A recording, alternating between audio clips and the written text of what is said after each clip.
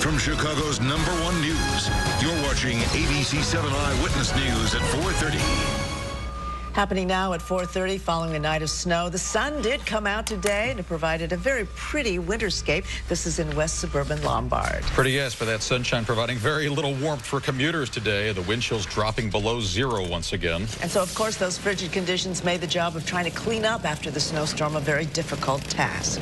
And a wind chill warning is going into effect tonight. A number of schools have already closed for tomorrow. Once again, you can see the listing of those schools right there along the bottom of your screen. These wind chills we're talking about here could drop to 40 degrees below zero in some areas. So let's take a look first of all at our live camera from downtown Naperville there. There are several inches of snow on the ground in downtown Naperville. Eyewitness News reporter Leah Hope is joining us live now in the southwestern suburbs. But let's begin with Eyewitness News meteorologist Cheryl Scott with your first alert forecast, Cheryl. Yes, this is the coldest air yet this season. It's just brutal out there. We have watches and warnings across our region. We are under a wind chill warning overnight tonight through the day tomorrow and until Thursday at noon. This cold air will be sticking around for the next 2 to 3 days, so we do have to battle it. And temperatures today just struggling area-wide, barely getting to double digits. O'Hare, a reading right now of only 7 degrees. Let's factor in the wind. Winds will be kicking strong anywhere from about 15 to 25 miles an hour out of the northwest. That's not helping out what it feels like to our exposed skin out there. We talk about the wind chills. It feels like it's 10 to 20 below across the board. So we are tracking the cold. It will stay bitterly cold through Thursday into Friday, and still the coldest air yet is to move in. Wind chills will be dropping to 25 to 35 below. We're looking at this and also tracking when we'll see some warmer weather, and all of those details coming up. Linda? We hope soon, Cheryl. Thank you. The south and southwest suburbs received most of the snow, up to 4 inches in some areas. The cleanup is continuing still at this hour. Eyewitness News reporter Leah Hope joins us live from Oak Lawn with more. Leah? Linda, we're already seeing some school closings in advance of these cold temperatures. Certainly standing here, we have definitely felt that temperature drop. Just to let you know where we are in Alsop, near our area, School District 126 in Alsop and a part of Oak Lawn that has 3 elementary schools and 1 middle school closed tomorrow. Also, School District 122, known as the Ridgeland District in Oak Lawn, 4 elementary schools and 1 middle school closed due to these cold temperatures. But before it got bitterly cold, there was the snow. The first real snow of the season dropped before rush hour. Those in the business of snow removal were up before dawn. Oak Lawn Public Works crews worked in 2 shifts. The first one got up the 4 inches of snow that fell. The second one focused on getting the roads ready for tomorrow with salt. Today it was Fred Pfeiffer's turn on sidewalk. Pfeiffer did half of the block and his neighbors' driveways. The fluffy snow, he says, was easy to clear. The only trick today was navigating the winds. Mail carrier Jim Rimages is grateful for residents who cleared their walkways and stairs, and for a little sunshine today. Feels a whole lot different now that that sun is gone. And just an example of how cold it has become. This is a sled here in Commissioners Park here in Alsop. Typically, this first big snow, you'd see tons of kids here, but it has been so cold. We only saw 2 kids here. They were here for about 15 minutes, and then they couldn't take it anymore. Or maybe the dad couldn't take it anymore. Either way, it is very cold out here, so be safe. We are live in Alsop. Leah Hope, ABC7 Eyewitness News. Back to you in the studio. Good advice, too. Yeah, we don't blame them, that's for sure. Absolutely not. Now, commuters are crossing their fingers, hoping that their trains won't be delayed this evening. Right now, you're taking a look at the situation in Union Station. People are moving to their trains right now. But during the morning rush, Metra did report up to 30-minute delays on some trains on the northwest and the electric lines because of some mechanical problems. Metra says it is unsure if those issues were cold-related. And Eyewitness News is on the move during your evening rush. We're looking at a live picture here coming up of the Kennedy Expressway. Actually, you can see they're coming up there close to downtown, close to the Ohio Street entrance ramp. So the traffic slowed down there a little bit, of course.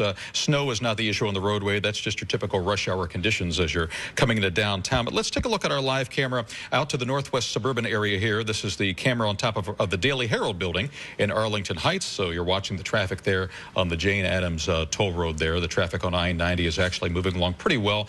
More congested a bit on the outbound side, which is coming toward us. And our live camera on the John Hancock building as well. Here we are looking north along Lakeshore Drive there toward Lincoln Park, and traffic on Lakeshore Drive is moving along at the moment.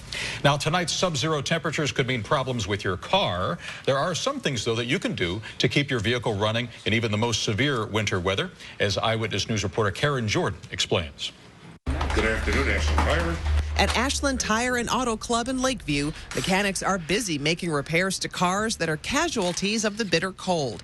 The drop in temperatures can accelerate slow leaks in tires, and many customers came in needing a new set of wheels. Dead batteries are also a problem. In 0-degree weather, they have 35% less starting power, especially if they're old. Experts say there are some steps you can take to get your car winter ready. Get your battery checked out. Top off your fluids like coolant and windshield wiper fluid, fill your gas tank, and switch to a thinner engine oil. If your car has all-wheel drive, experts say that'll give you good traction, but it won't prevent you from slipping on icy roads. So it's still important to drive at a safe speed. Should you slide off the road and get stuck, experts also advise keeping a blanket, hat, and gloves in the car, as well as a flashlight. All tips to keep you safe and your car on the road all season.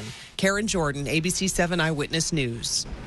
In addition, Chicago officials are reminding you, call 311 if you have any concerns about your safety during this snowy, cold weather. If you lose water service because of a frozen pipe, or if you see a leak from a broken main, you should call 311. The fluctuations in these temperatures can put stress on some of those old cast iron pipes. Also, remember, log on to our website and click on the school closing image. You can get a complete up-to-the-minute list of all of tomorrow's school closings. You're also seeing them right now streaming across the bottom of your TV screen. And be sure you wake up with Eyewitness News this morning. It's a half hour earlier tomorrow morning. We'll be on at 4 o'clock in the morning so we can bring you the latest on those school closings, any breaking weather news or traffic, as well as news of the day. Again, tomorrow morning you can tune in at 4 in the morning. Now, other news, political news, Governor Pat Quinn reflecting on the past and talking about his future in an emotional address to the City Club of Chicago today. Eyewitness News political reporter Charles Thomas is joining us with more on what the governor had to say. Alan Linda, Governor Pat Quinn, whose first swearing in happened after his predecessor was impeached and ousted, has no regrets about his 6 years in office. Remembered the state's grim ethical and economic situation in 2009. We had to rescue our state and our state's economy. We had to make some tough decisions to do that. Quinn cited the state's still falling unemployment rate, his $31 billion capital bill that he says created 400,000 jobs, Medicaid, pension, and workmen's compensation reform, as well as bills abolishing the death penalty and ensuring marriage equality. Quinn did not talk about the special legislative session he has called for Thursday for lawmakers to consider a 2016 special election to replace the late Illinois Comptroller Judy Barr Topinka. But Republicans want Governor-elect Bruce Rauner's appointee to serve Topinka's entire term, with a goal to combine the Comptroller and Treasurer's offices with a constitutional amendment. Governor Quinn also said he hoped lawmakers in special session this week consider raising the state's minimum wage. However, there does not appear to be support in the House of Representatives to move such a bill by Thursday. Mr. Rauner, of course, will be inaugurated on Monday of next week. All right, Charles, thank you. Some breaking news to tell you about right now happening in the western suburbs. Chopper 7 HD over the scene just moments ago. Emergency crews were able to rescue a boy from that pond you're looking at right now. That is at 71st and Dexter Road. That's in Downers Grove. The boy, we are told, has been transported now to a hospital. So far, his condition is not known. We'll keep an eye on this and give you more details as they become available. And still ahead here on Eyewitness News, the rise and fall of the former governor of Virginia as he's sentenced today on corruption charges. Also, we'll look at what caused a school bus driver to lose control. This happened in upstate New York, and he crashed his vehicle into a tree. And a setback for a privately funded space project as that launch is scrubbed just 1 minute before liftoff. Former Virginia Governor Bob McDonnell is headed to prison for 2 years. A federal judge sentenced him today after a jury had convicted him on 11 counts of corruption. McDonnell was accused of taking money and gifts in exchange for promoting a dietary supplement while he was in the governor's office. Now, he was once a rising star in the Republican Party with a potential running mate for Mitt Romney. The jury also convicted his wife on 8 counts. Her sentencing is set for next month. The McDonnells do plan an appeal. A school bus driver is dead, 9 others hurt after a crash in upstate New York. It happened about 7 o'clock this morning in Rochester. The injured passengers include 8 students as well as a bus monitor. All of them are expected to recover. Now, police believe the driver had a heart attack before hitting another school bus and then a tree.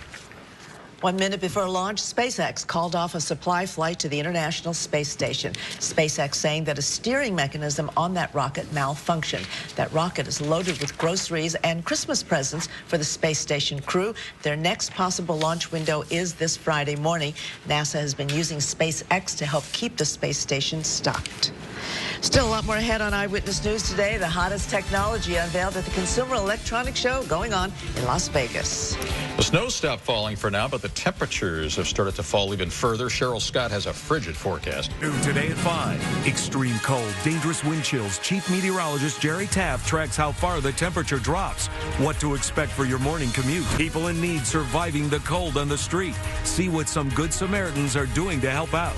Cameras on cops in one suburb. How well the new program is working to keep the streets safe.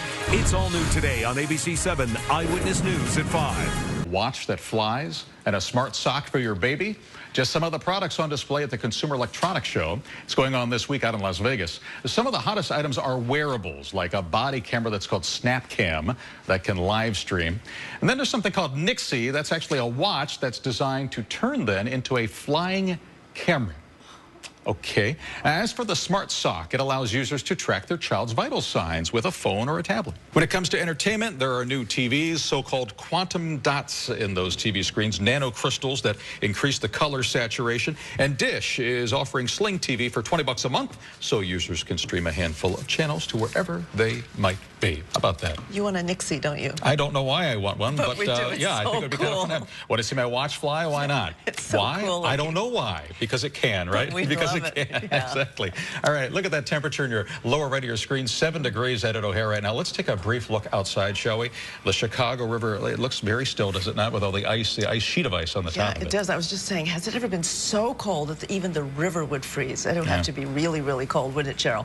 Yes, exactly. And this time last year, we were talking about record cold temperatures. Today, we started off at 5 below zero. The actual record for today was 16 below set last year. So we're doing a little bit better there. There's a bright side, but it is uncomfortable outside. We have temperatures right now struggling to make it to the double digits. O'Hare are reading only at 7 degrees currently. So if you're heading out and about tonight, you definitely need the winter gear. Wind chill readings anywhere from 5 to 15 below across Chicagoland and Northwest Indiana. And temperatures will only get colder overnight and into our Wednesday and Thursday. This is our wind chill forecast. This is one map showing you what we can expect our feel-like temperatures to be as we walk out the door tomorrow morning. Well, it's going to feel anywhere from about 20 to 35 below zero. This is dangerously cold weather, so limit your time outside. Stay indoors if you can. Bring the pets inside. You know the drill. We are under a wind chill warning overnight tonight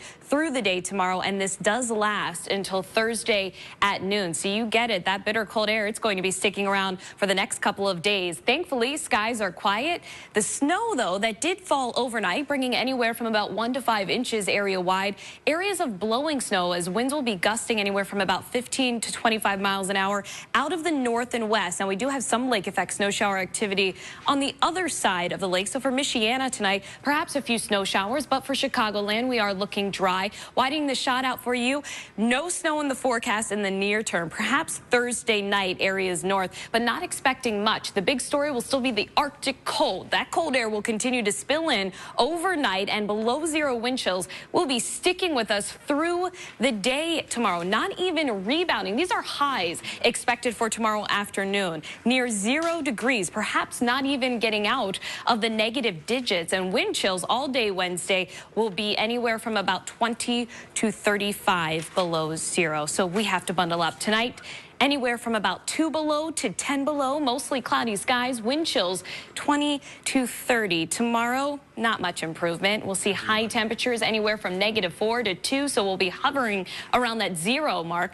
Mostly sunny skies through the day, gusty winds, and still the potential for the areas of blowing snow. So just watch out for the slick roads out there tonight, tomorrow morning. Extreme cold for Wednesday, Thursday near 12. And then finally by the weekend and next week, we'll see our temperatures climb back to near average. Linda? All right. Can't wait till average, huh? Yeah, average. Just a little closer to freezing, I'll right? take average.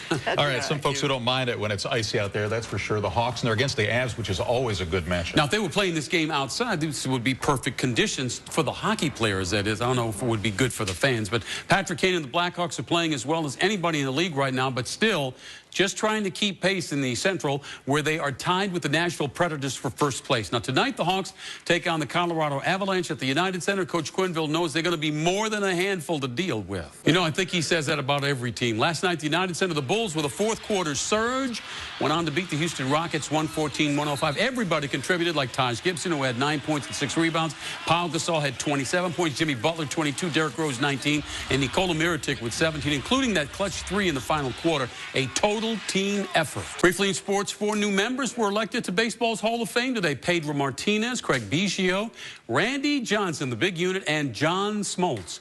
Former White Sox player Tim Raines drew only 55% of the vote. Sammy Sosa had 6.6. And Illini guard Rayvonte Rice is out indefinitely. He has a broken hand. Today was media day in Columbus for the Ohio State Buckeyes. Urban Meyer spoke to his team. They are a 6.5-point underdog to the Oregon Ducks, and you'll hear from Buckeyes quarterback Cardale Jones coming up at 5 o'clock. And don't forget, all the hype leads up to the actual game, which takes place January 12th on ESPN at 7:30 and also on Watch ESPN. The first ever college football playoff championship game. We're finally going to settle the score as to who's number 1 on the field, not in some ballot box. Okay. Looking forward to that. Yeah. Okay, Jim. When we come back, 2 rock climbers trying to climb a landmark using a technique that's never been tried before. And coming up on our news at 5, new rules for young shoppers at the Ford City Mall, when those rules kick in, and why teenagers may not like them. All right, thank you both. I'll see you in a minute. Ellen, Linda, thanks so much. Coming up next on Eyewitness News here at 5 o'clock, challenges for Metro in this bitter cold weather. We're live at Union Station to see how trains are rolling for the evening rush.